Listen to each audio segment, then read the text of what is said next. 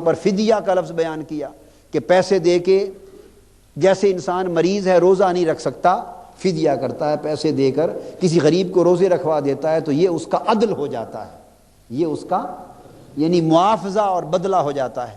جیسے کفارہ ہے تو کفارہ ایک طرح کا عدل اور اس کا معاوضہ بن جاتا ہے۔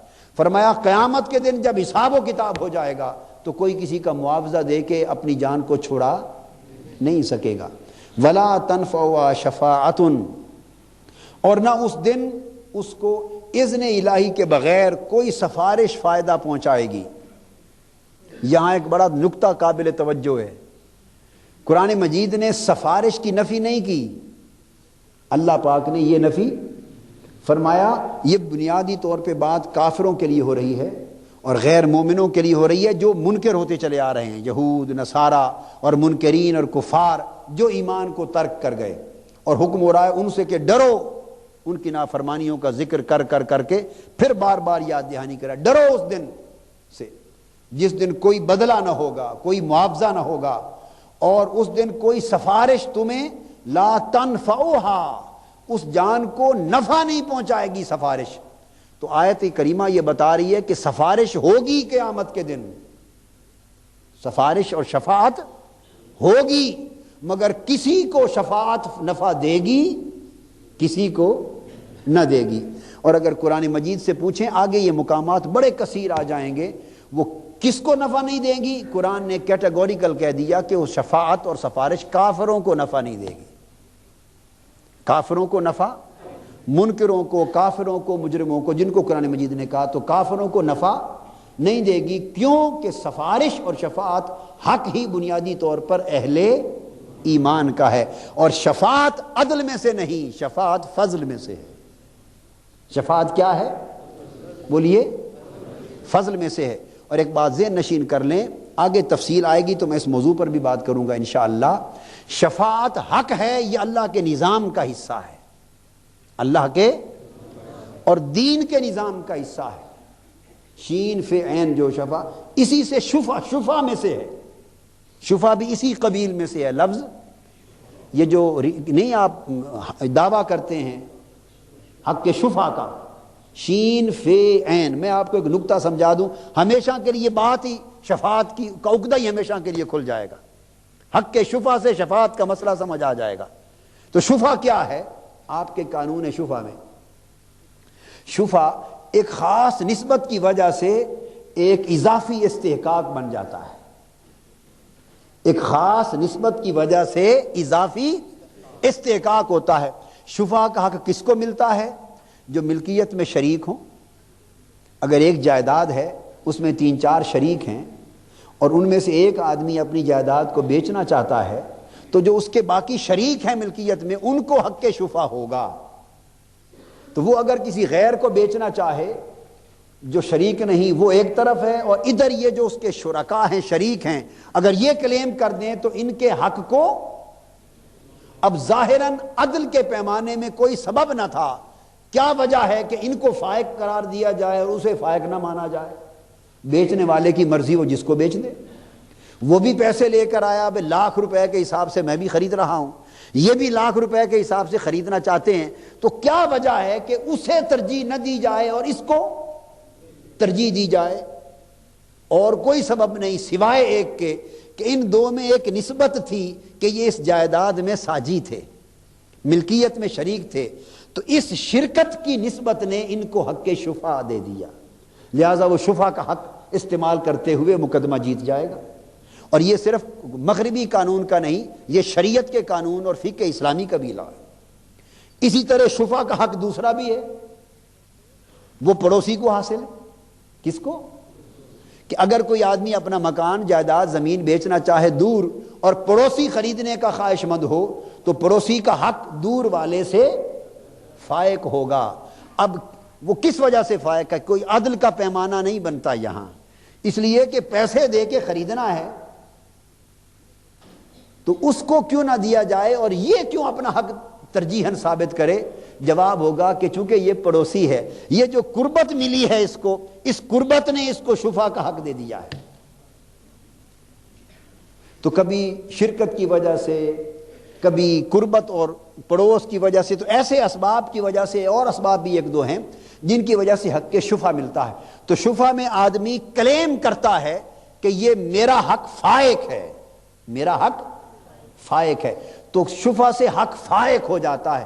بس اسی شفع سے شفاعت ہے، اسی شفع سے شفاعت ہے کہ قیامت کے دن بھی عدل کے حساب و کتاب جدا ہوں گے، عدل کے حساب و کتاب جدا ہوں گے، مگر بعض والدین کے چھوٹے بچے معصوم، یا چھوٹی بیٹیاں یا بچے معصوم فوت ہو گئے ہوں گے، وہ کھڑے ہو جائیں گے، کہیں گے باری تعالیٰ جو تیرے اعمال کا حساب ہے میزان میں تول، اور حساب کتاب جزا سزا ہمارے ماں باپ سے کر، وہ الگ معاملہ ہے، مگر ہم حق کے شفع مانگ رہے ہیں کہ ہم معصوم بچے تھے، ہم شفاعت کرتے ہیں ہمارے ماں باپ کو بخش دے۔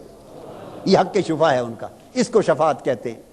اور آپ جب دعا مانگتے ہیں نماز جنازہ میں تو معصوم بچوں کے لیے دعا ہی یہ مانگتے ہیں، اللہم اجعلہ لنا شافعا، میں اسی کا حصہ بتا رہا ہوں صرف، شافعا و مشفعا، اے اللہ اس کو ہماری شفاعت کرنے والا بنا اور اس کی شفاعت ہمارے حق میں قبول فرما لے۔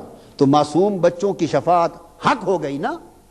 لہذا یاد رکھ لیں، جہاں کہیں قرآن مجید میں قیامت کے دن کے حوالے سے شفاعت کی نفی آئے گی، یہ بڑا بنیادی نقطہ ہے، اور بعض لوگ اس باب میں بڑے مغالطے میں مبتلا ہیں، بسبب جہالت یا بسبب کم علمی، یا قرآن کا ہمہ جہت اور ہمہ پہلو مطالعہ نہ کرنا، جزوی مطالعہ کرنا، ایک دو مقام کو پڑھ کر مسئلہ کر دینا۔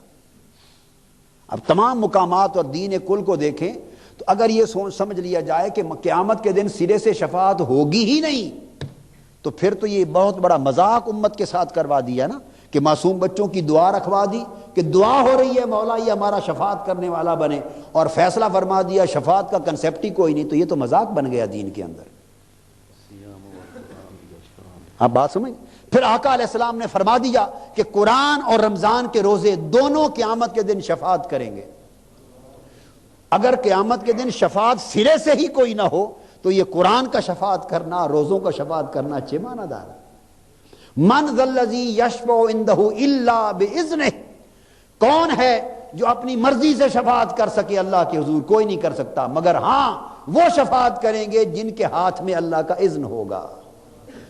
تو یہ ایک الگ مسئلہ ہے۔ معزون الشفاعت لوگ ہوں گے، وہ کون ہیں؟ جن کے بارے میں اللہ پاک نے اذن دے رکھا ہے، اذن، اور آگے آئے گا وہ ایسے لوگ ہوں گے کہ ان کا حساب، ان کا مقام بھی قیامت کے دن جدا ہوگا۔ جن کو شفاعت نفع نہیں دے گی وہ کافر ہوں گے، اور ان کے بت ہوں گے جو شفاعت نہ کر سکیں گے، اور ان کو قرآن کہتا ہے کہ جانوروں کی طرح ہانک کر دوزخ میں لے جایا جائے گا، جانوروں کی طرح ہانک کر دوزخ میں لے جایا جائے گا۔ اور پھر قرآن کہتا ہے وہ جو اللہ والے ہوں گے، متقی ہوں گے، مومن کامل ہوں گے، اللہ کے دوست اور ولی ہوں گے، اللہ والے، ان کی تکریم قیامت کے دن کیسے ہوگی؟ ہم سب تو پیش ہوں گے حساب و کتاب کے لیے، ہم تھر تھر کانپ رہے ہوں گے، نفسا نفسی کا عالم ہوگا، ہر شخص کو اپنے نامہ اعمال کی فکر ہوگی اور اپنے انجام کی فکر ہوگی، مگر وہ جو اللہ والے ہوں گے، جنہوں نے اس دنیا میں اللہ کو راضی کر لیا ہوگا، جنہوں نے دنیا میں اللہ کا اذن لے لیا ہوگا، قرآن کہتا ہے کہ ان کی آمد قیامت کے دن کیسے ہوگی؟ قرآن کریم میں ہے کہ ان کو سواریوں پر سوار کر کے معزز مہمانوں کی طرح اللہ کی بارگاہ میں لایا جائے گا، سواریوں پر سوار کر کے معزز مہمانوں کی طرح اللہ کے حضور لایا جائے گا۔ اور قرآن کہتا ہے کہ یہ لوگ اللہ کے حضور اذن شفاعت پانے والے ہوں گے، اور یہ شفاعت کریں گے، ان کی شفاعت قبول ہوگی۔ انبیاء کریں گے شفاعت، اولیاء کریں گے، شہداء کریں گے، نیک اعمال کریں گے، معصوم بچے کریں گے، حتیٰ کہ آپ نے کسی پیاسے کو پانی پلا دیا وہ پیاسا بھی شفاعت کرے گا، کسی کتے کو جو پیاس سے مر رہا تھا اس کو پانی پلا دیا وہ بھی شفاعت کرے گا۔ یہ بات میں نے اس لیے سمجھا دی کہ اس مغالطے کو دور کر دیا جائے۔ ولا تنفع شفاعت، بعض ذہنوں میں خیال آتا ہے کہ قیامت کے دن کوئی شفاعت نہیں ہوگی، کوئی شفاعت کرنے والا نہیں ہوگا، کسی کو شفاعت کوئی فائدہ نہیں دے گی۔ یہ جو علل اطلاق تصور وضع کر لیا جاتا ہے یہ سراسر جہالت ہے، اور نہ صرف جہالت بلکہ بہت بڑی گمراہی ہے، چونکہ شفاعت کے اوپر تو حدیث پاک کے ابواب قائم ہیں، ابواب کے ابواب قائم ہے اور قرآن مجید میں صراحت کے ساتھ شفاعت کی آیتیں ہیں. یہ بات ذہن نشین فرما لیں. اور یہ شفاعت بھی اللہ کے فضل میں سے، اللہ کے، اور اس میں بھی ایک پیمانہ ہے جس نے اللہ پاک نے جس کو معزون بنا دیا. اب آگے ارشاد فرمایا، اور اللہ پاک نے وہ وقت یاد کرو جب ابراہیم کو اللہ پاک نے کئی باتوں میں آزمایا. کبھی ان کو آگ میں ڈال کے آزمایا، کبھی یہ حکم دیا کہ اس معصوم بچے اسماعیل اور اس کی والدہ کو بیابان میں بے آب و گیا ریگستان میں جا کے چھوڑاؤ، آزمایا. کبھی اس کو ذبح کرنے کا حکم دے کر آزمایا، کئی باتوں میں آزمایا. اور جب ابراہیم علیہ السلام نے وہ ساری باتیں پوری کر دیں اور ساری آزمائشوں میں پوری